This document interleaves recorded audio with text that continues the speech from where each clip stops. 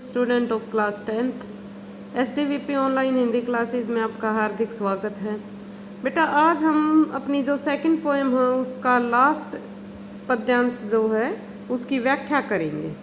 आज हमारी ये पोएम है ये कंप्लीट हो जाएगी।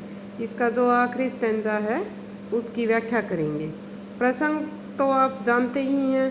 प्रस्तुत पद्यांश हमारी हिंदी की पाठ्य पुस्तक क्षितिज भाग 2 में संकलित राम लक्ष्मण परशुराम संवाद शीर्षक कविता से लिया गया है। इस कविता की रचना तुलसीदास जी ने की है। यह तुलसीदास जी के रामचरितमानस महाकाव्य के बालकांड से उद्धृत है। इसमें सीता स्वयंवर के समय में राम धनुष टूटने पर परशुराम के द्वारा क्रोधित होने का जो दृश्य है उसका शब्द चित्र यहाँ पर कवि ने बांधा है। किस प्रकार शिव धनुष टूट जाने के बाद राम लक्ष्मण और परशुराम के बीच में जो भी संवाद हुआ उसको यहाँ पर दर्शाया गया है। आओ इसकी व्याख्या करते हैं। कहेऊ लखन मुनि सीलु तुम्हारा, को नहीं जान विदत संसारा। मात पिता ही उरिन भय निके, गुर रिनु रहा सोचू बड़ जी की। अब यहाँ पर व्यंग्य कसते हुए लक्ष्मण जी परशुराम पर कहते हैं। लक्ष्मण हैं वो परशुराम पर व्यंग्य करते हुए कहते हैं कि हे मुनि, आपके शील को कौन नहीं जानता है। यह संसार आपके शील को जानता है। आपका शील इस सारे संसार में प्रसिद्ध है, यानी आप अपने शील के कारण ही इस संसार में प्रसिद्ध हैं। माता पिता उरनी भयनी के, आप माता पिता के ऋण से तो भली भांति ऋण मुक्त हो गए हो, उऋण हो गए हो। अब गुरु का ऋण आपके ऊपर रह गया है और यह ऋण इतना बड़ा है कि इसका बोझ आपसे संभाले नहीं संभल रहा है। आपके मन पर इसका बड़ा भारी बोझ है, यानी आपको गुरु का ऋण चुकाने की चिंता है वो हमेशा ही सताती रहती है।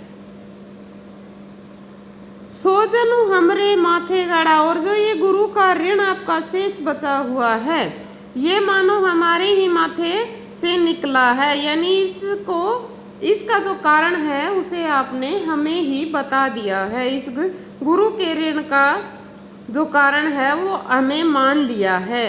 और बहुत दिन अब बीत चुके हैं, दिन चली गए ब्याज बड़ी भाड़ा। अब बहुत दिन बीतने के पश्चात गुरु का जो ऋण है उस पर ब्याज लग गया है और वो ऋण और भी अधिक बढ़ गया है। अब आनियु बहे बहे रिया बोली, तुरंत देहूँ मैं थैली खोली। अब लक्ष्मण जी व्यंग्य कसते हुए कहते हैं कि ये जो ऋण है गुरु का ये हमने ही बढ़ाया है, इसलिए हम ही इस ऋण को चुका देंगे। अतः आप आसपास के लोगों को बुला लीजिए और इस ऋण का हिसाब किताब करवा लीजिए। यदि आप इसका हिसाब लगवा लेंगे तो मैं तुरंत ही अपनी थैली खोलकर यह ऋण चुका दूंगा। यानी कि यहाँ पर कटाक्ष करते हैं लक्ष्मण किस पर? परशुराम पर।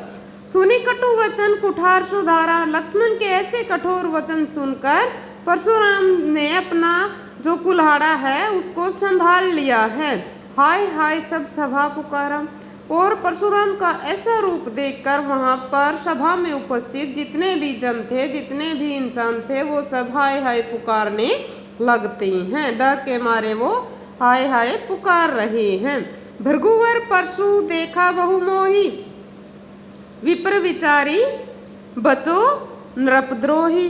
अब यहाँ पर जैसे ही उन्होंने अपना परसा दिखाया है तो सारी सभा में हाहाकार मच गया है। इस पर दोबारा लक्ष्मण उन पर कटाक्ष करते हैं, उनके गुस्से को और भी अधिक बढ़ा देते हैं। और क्या कहते हैं? लक्ष्मण कहते हैं कि हे भृगुवंश के मुनि, आप भृगुवंश में सबसे श्रेष्ठ हो, आप मुझे अपना परसा दिखा रहे हो। परशु दिखाओ बहु मोही, आपने ये अपना परसा मुझे बार बार दिखाया है। विप्र विचारी बचो नृपद्रोही, हे राजाओं के शत्रु, ये सब जानते हैं, आपने ही हमें बताया है कि आप राजाओं के शत्रु हो। मैं आपको केवल ब्राह्मण समझकर ही आपसे युद्ध नहीं कर रहा था। विप्र होता है ब्राह्मण। मैं तो केवल ब्राह्मण समझकर ही आपको बचा रहा था, आपसे युद्ध नहीं कर रहा था। मिली न कब सुभट रणगाड़े। ऐसा लगता है आपके अभिमान भरी बातों को देखकर तो ये प्रतीत होता है कि आपको कभी भी युद्ध में रणधीर मिले ही नहीं, बलवान वीर कभी मिले ही नहीं। आपका तो वीर लोगों से कभी मुकाबला हुआ ही नहीं, इसीलिए आपकी जो डिंगे हैं ये बढ़ती जा रही हैं, वीरता की डिंगे आप हाँक रहे हैं। आपका सामना किसी योद्धा से, वीर योद्धा से अभी हुआ ही नहीं है। द्विज देवता धरही के बाड़े। हे ब्राह्मण देवता, आप अपने घर में ही बड़े हैं। द्विज देवता, ब्राह्मण देवता। द्विज देवता का मीनिंग यहाँ पर क्या है? ब्राह्मण देवता। आप केवल अपने ही घर में बड़े हैं, यानी अपने आप की जो बड़ाई आप कर रहे हैं, अपने आप को वीर योद्धा समझ रहे हैं, तो ऐसा कुछ नहीं है। अनुचित कही सबू लोग पुकारे। लक्ष्मण की ऐसे क्रोध भरी बातें सुनकर सारी सभा में जो लोग बैठे हैं वो कह उठते हैं, वो पुकारने लग जाते हैं कि ये सब गलत है, अनुचित है, लक्ष्मण को कोई रोको।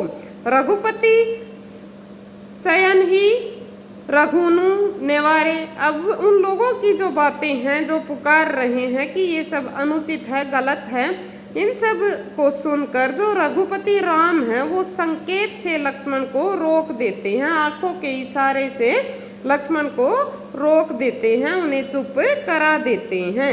लखन उत्तर आहुति सरिस भृगुबर कोपु कृषाणु। बढ़त देखी जल संवचन बोले रघुकुल भानु। अब जो लक्ष्मण जी के ऐसे वचन, कठोर वचन हैं, जो अभिमानपूर्ण वचन हैं, वो परशुराम के क्रोध को बढ़ाने में आहुति का काम कर रहे हैं। जिस प्रकार अग्नि में घी डालने से उसकी जो आग है वो तेज हो जाती है, उसी प्रकार लक्ष्मण द्वारा कठोर वचन, जो अभिमान पूर्वक वचन कहे गए हैं, जो कटाक्ष किए गए हैं, जो ताने मारे गए हैं, उन्हें सुनकर जो भृगु वंश के मुनि परशुराम हैं, उनका क्रोध और भी अधिक बढ़ गया है। और इस क्रोध को शांत करने के लिए बढ़त देखी जल समवचन, जल समवचन, जल समवचन बोले रघुकुल भानु। तो उनके ऐसे बढ़ते हुए क्रोध को देखकर जो रघुकुल वंश के सूर्य के रूपी जो श्री राम जी हैं, रघुकुल वंश के सूर्य रूपी श्री राम हैं, वो जल के समान शीतल वचन बोलकर उनके क्रोध को शांत करने का प्रयास करते हैं। लक्ष्मण के जो कठोर वचन कहे गए हैं, उन वचनों को सुनकर परशुराम का क्रोध और भी अधिक बढ़ जाता है, और उनके बढ़ते हुए क्रोध को शांत करने के लिए रघुकुल वंश के जो सूर्य रूपी राम हैं, वो शीतल वचनों से परशुराम के क्रोध को शांत करने का प्रयास यहाँ पर कर रहे हैं। कहने का यहाँ पर भाव ये है कि सारी सभा में हाहाकार मच जाता है। राजा लोग वहाँ पर जो उपस्थित हैं, जो राजागण, वो भी बहुत डर जाते हैं, और वो कहते हैं कि लक्ष्मण द्वारा जो वचन कहे जा रहे हैं और जो ये लड़ाई होने जा रही है, ये ठीक नहीं है, ये अनुचित है। और यह सब देखकर जो राम हैं वो लक्ष्मण की तरफ आंखों के इशारे करते हैं और लक्ष्मण को चुप कर देते हैं। इसके बाद परशुराम के बढ़ते हुए क्रोध को देखकर शीतल जल के समान वचन बोलते हैं। जो रघुकुल वंश के भानु, उनके वंश के जो सूर्य के भांति श्री राम जी हैं, वो शीतल जल के समान वचन कहते हैं और परशुराम के क्रोध को शांत कर देते हैं। इस प्रकार हमारा ये पद्यांश कंप्लीट हुआ। काव्य सौंदर्य या विशेष में क्या लिखेंगे? भाषा कौन सी है? अवधी भाषा है। दोहा चौपाई छंद है। अनुप्रास अलंकार है। अनुप्रास के अलावा जल सम वचन, जल सम वचन उपमा अलंकार का भी यहाँ पर प्रयोग हुआ है।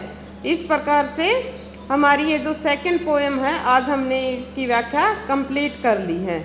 मुझे उम्मीद है आप सबको ये व्याख्या समझ में आई होगी। Thank you and have a nice day.